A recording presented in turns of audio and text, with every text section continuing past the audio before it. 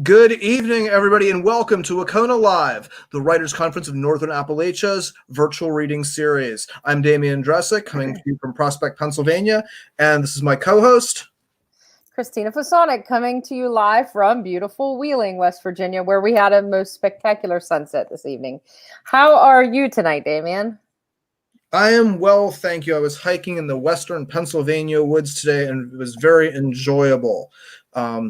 With the smell of autumn, late autumn in the air. Yes, that is an amazing smell. Reminds me of childhood. Right? Let's not go there. Well, the good parts of childhood, okay. Yeah. Just the good.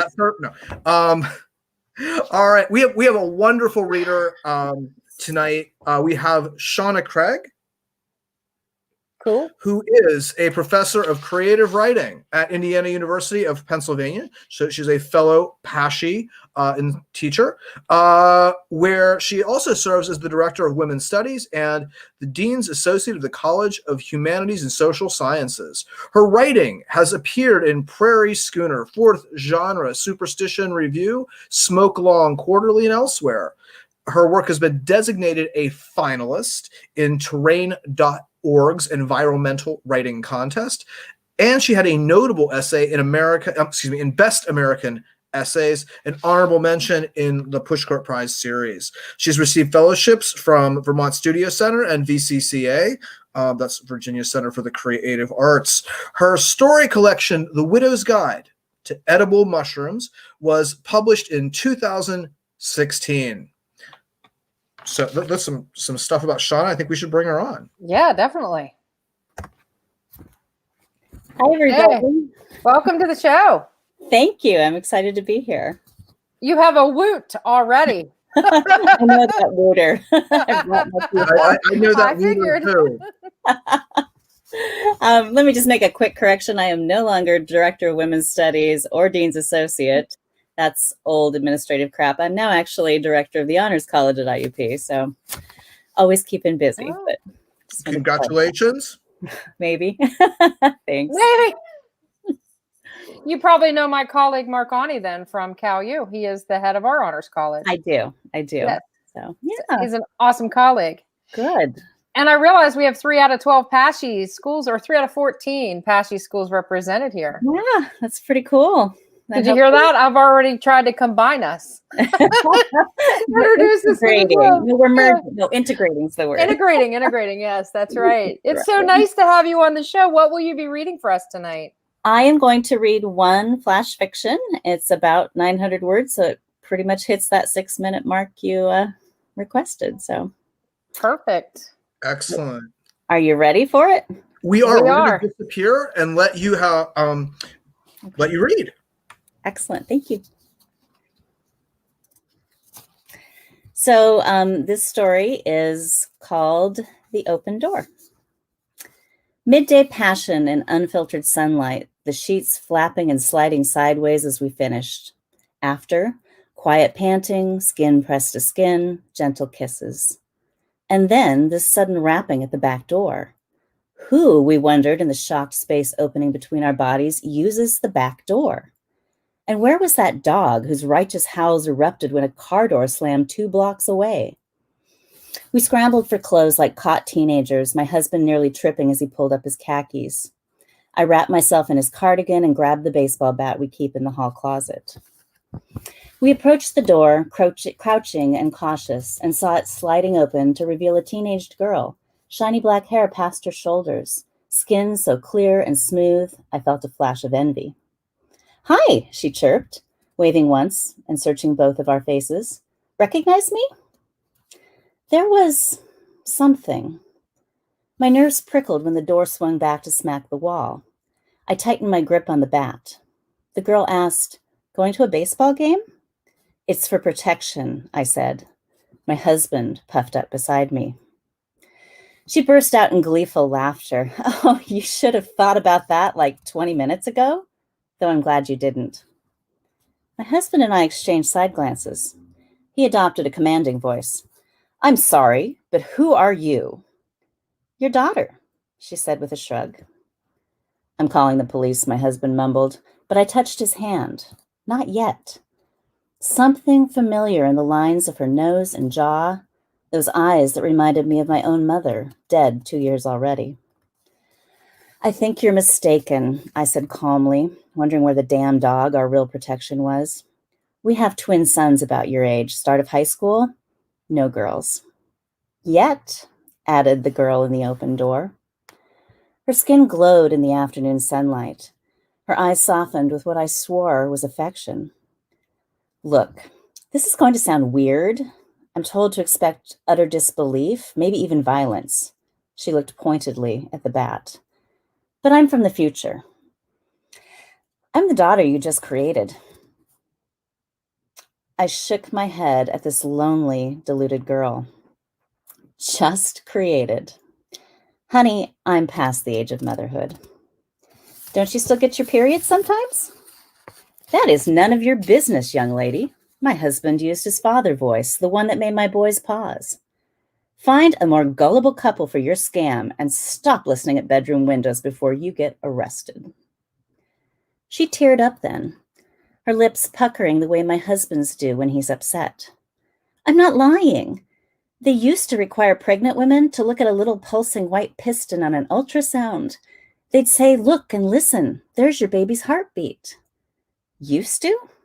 Anger flared in my chest. I wondered if she was an activist, a homeschooled pro-lifer sent to sway the vote in the last state, ours, that hadn't adopted the heartbeat law. Yet, the girl said, as though she could read my mind.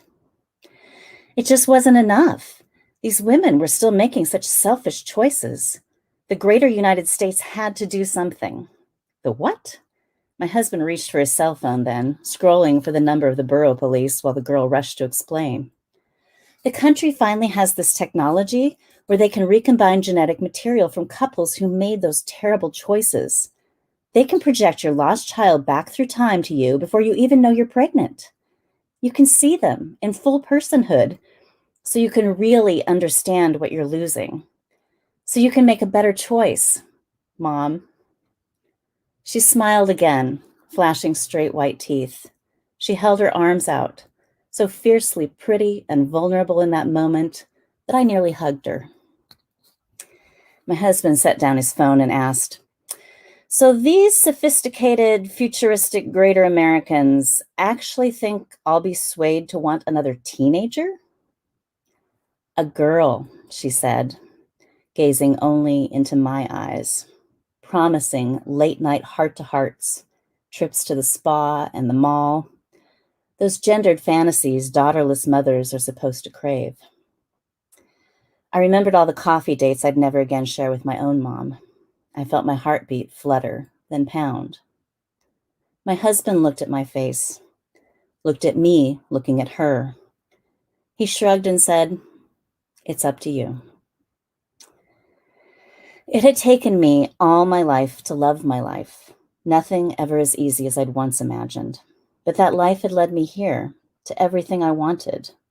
To lunch break lust with my husband of 21 years, to 2 energetic, moody, silly, squabbling, smelly, affectionate teenage sons, to a job with a retirement plan that might actually get me off the payroll before age 70, and to a dog that snuggled like a baby at night and drove me crazy all day with her fierce, protective barking.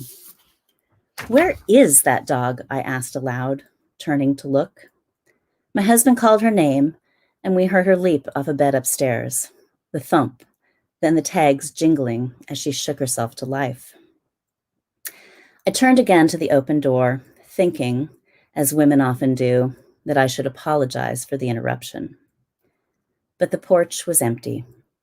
So was the backyard, except for the shivering grass, sparking with dandelions, and the blooming azalea, and the drunken bumblebees, and the waving red maple, and that single glossy grackle that our dog soon chased away. That's it.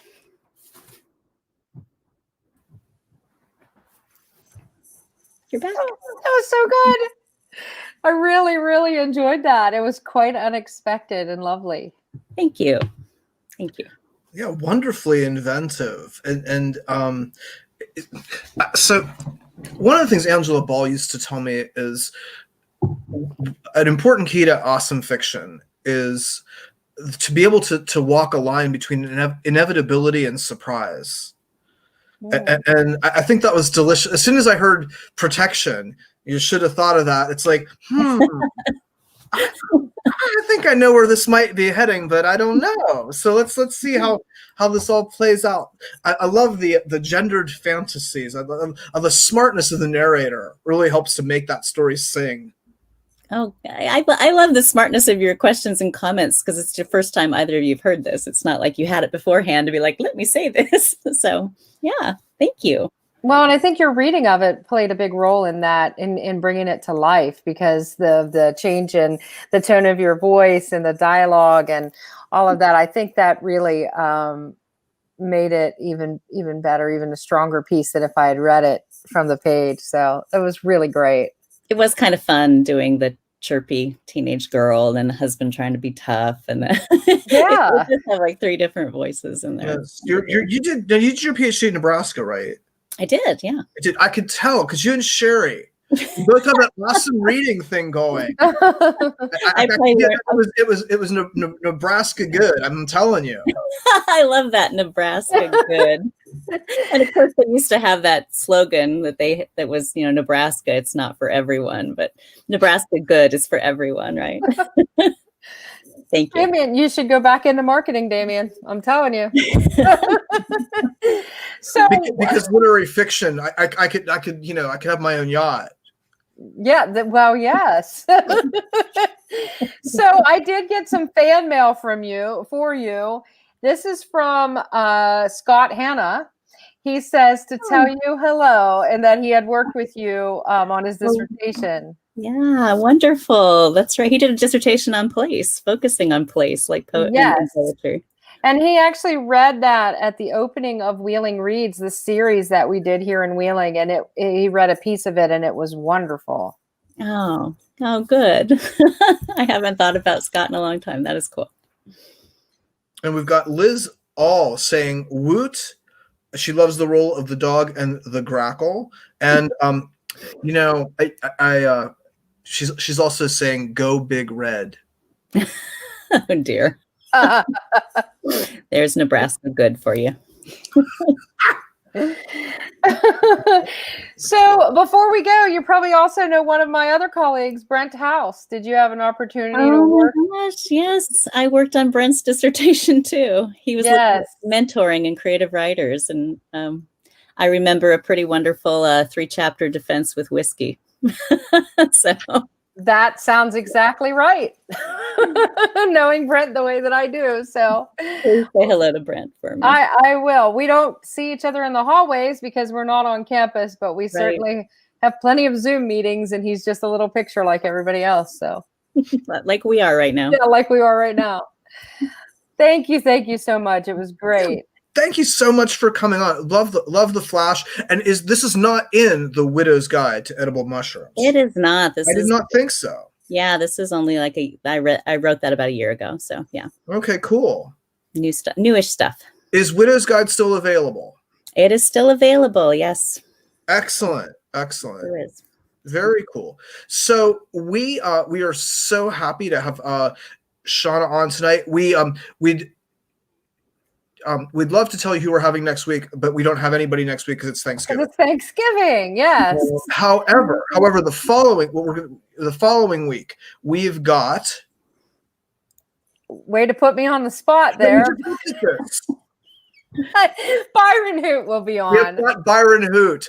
Yes, who's a wonderful poet from Clarion County, PA.